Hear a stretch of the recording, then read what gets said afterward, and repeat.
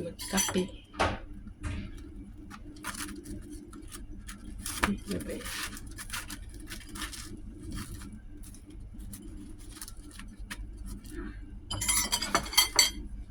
Tapos kapag butter bread ang pagkain ko, ang inumin ko ay tea. Ayan, green tea. Try na tubig.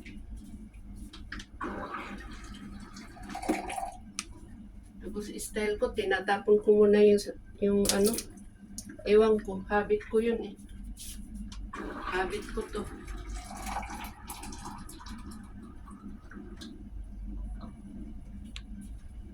Ganyan muna ang tubig ko kasi mamaya dagdagan ko ng ano, room temperature na tubig para hindi masyadong mainit.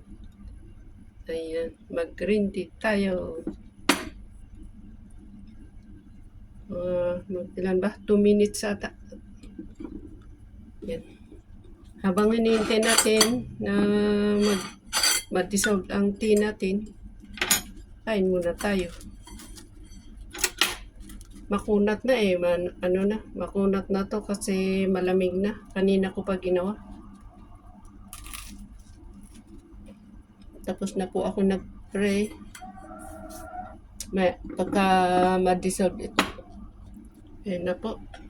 3 minutes na. So, dagdagan ko ng malamig na tubig. Yung hindi naman as in malamig. Room temperature. Init pa rin. Pero pwede nang inumin.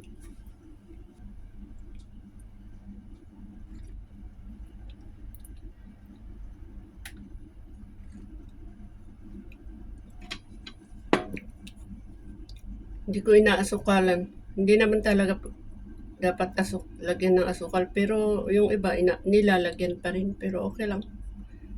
Depende sa gusto natin. So, yan. Kain na tayo. Maraming salamat.